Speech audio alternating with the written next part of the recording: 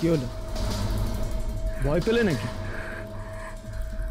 আমি তো তোমাকে এই রাজ্য থেকে যেতে দেব না বলেই তোমার হাতটা ধরলাম।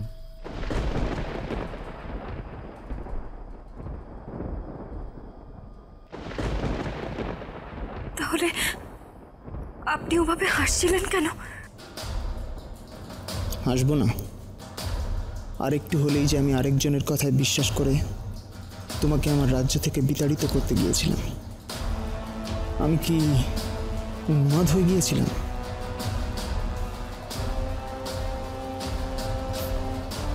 চলো তোমাকে তোমার ঘরে পৌঁছে দিয়ে আসি। টঙ্কার কি সত্যি কথা বলছে নাকি ওর অন্য কোনো উদ্দেশ্য আছে? কিরণমালা আমাকে বিশ্বাস করতে পারছে না।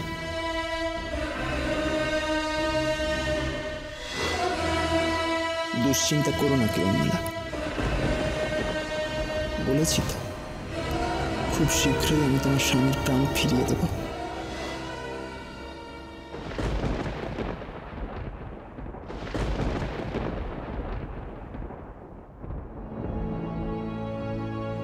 তবু তুমি যাবে না আমার সাথে?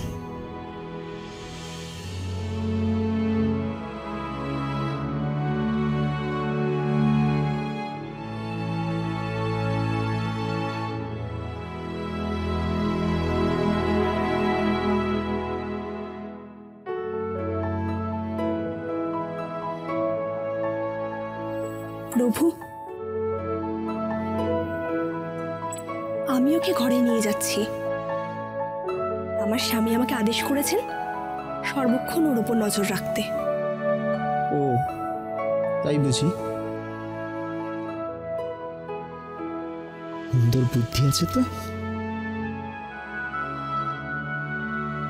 বেশ, এখন থেকে তুমি কিরণমালার সাথে ছায়ার মতো থাকবে ছায়াবতী।